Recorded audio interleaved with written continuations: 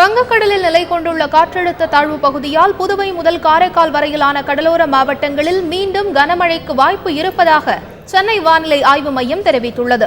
சென்னையில் செய்தியாளர்களிடம் பேசிய அதன் இயக்குநர் ரமணன் இதனை தெரிவித்தார். கடந்த சில நாட்களாக வங்கக்கடலில் வட தமிழகத்தை ஒட்டிய பகுதியில் நிலை கொண்டிருந்த காற்றழுத்த தாழ்வு நிலை காற்றழுத்த தாழ்வு பகுதியாக மாறியுள்ளது.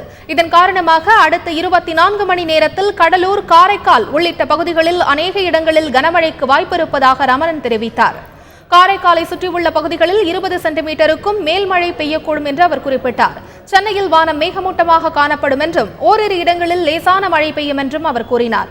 உள் மாவட்டங்களில் ஒரு சில இடங்களில் மழை பெய்யும் என்றும் ரமணன் தெரிவித்தார். கடந்த 24 மணி நேரத்தில் அதிகபட்சமாக கடலூரில் 13 சென்டிமீட்டரும், ஸ்ரீவில்லிபுத்தூரில் 12 சென்டிமீட்டரும் மழை பதிவாகியுள்ளது. வலங்கைமானில் 9 சென்டிமீட்டரும், பன்ருட்டியில் 8 சென்டிமீட்டரும், புதுவையில் 7 சென்டிமீட்டரும் மழை பதிவாகியுள்ளது. சென்னை துறைப்பாக்கத்தில் 2000க்கும் மேற்பட்ட வீடுகளை வெள்ளம் சூழ்ந்துள்ளது. இதனால் மக்கள் கடும் இன்னலுக்கு ஆளாகியுள்ளனர். மேலும் கூடுதல் தகவல்களை தருகிறார் எமது செய்தியாளர் தங்கமணி. சென்னை எந்த அளவுக்கு பாதிக்கப்பட்டிருக்கிறது என்பதற்கு, இந்த மழை வெள்ளத்தால் பாதிக்கப்பட்டிருக்கிறது என்பதற்கு இந்த இடமே சாட்சியாக இருக்கிறது.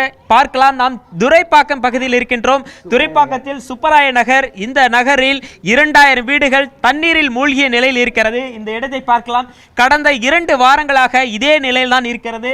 இங்கு பார்க்கலாம், வீடுகளில் எந்த அளவுக்கு தண்ணீர் இருக்கிறது என்பதை பார்க்கலாம். பெண்மணிகள் எல்லாம் நின்று கொண்டிருக்கிறார்கள். இந்த பகுதி மக்கள் வாழ்க்கையானது கடுமையாக பாதிக்கப்பட்டிருக்கிறது. இந்த நகர் முழுவதுமே முழுமையாக பாதிக்கப்பட்டிருக்கிறது. மின்சாரம் துண்டிக்கப்பட்டிருக்கிறது. அத்தியாவசிய பொருட்கள் இந்த பகுதி மக்களுக்கு கிடைக்கவில்லை.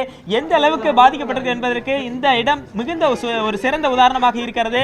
மின் துண்டிப்பு இருக்கிறது. குழந்தைகள் இருக்கிறார்கள், அவதிப்படுகிறார்கள், கடுமையான பாதிப்புக்குள்ளாகி இருக்கிறார்கள். மேலும் 2 வாரங்களாக இங்கு தண்ணீர் இருப்பதால் இவர்கள் தற்காலிக முகாம்களில் வசிக்கப்பட்டு வருகிறார்கள். அங்கும் அவர்களுக்கு அந்த தற்காலிக முகாமிலும் தண்ணீர் நிற்கிறது. அதனால் கடுமையாக பாதிக்கப்பட்டிருக்கிறார்கள். இந்த இடமே பார்க்கலாம், எந்த அளவுக்கு குப்பை கூலங்களாக இருக்கிறது. அதாவது இந்த மழை நீரில் கழிவு நீரும் கலந்திருக்கிறது. செம்பரப்பாக்கம் ஏரியிலிருந்து திறந்து விடப்படுகின்ற தண்ணீரானது அடையாறு வழியாக வருகிறது.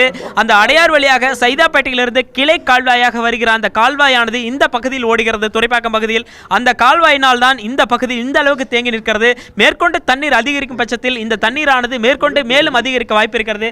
கடுமையான பாதிப்புக்குள்ளாகி இருக்கிறது இந்த பகுதி மக்கள் எந்த அளவுக்கு சிரமத்தில் ஆளாகி இருக்கிறார்கள். அவர்கள் வீடுகளுக்கு இந்த நிலையில் தான் செல்ல வேண்டியது இருக்கிறது. எந்த அளவுக்கு இதை பாதிப்பு ஏற்படுத்தியிருக்கிறது.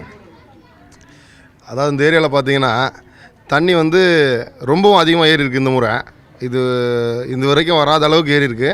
நிறைய வீடுங்க தண்ணியில் மூழ்கிருச்சு. யாரும் அவங்களோட உடைகளை மட்டும்தான் எடுத்துகிட்டு போயிட்டு தங்கியிருக்காங்க.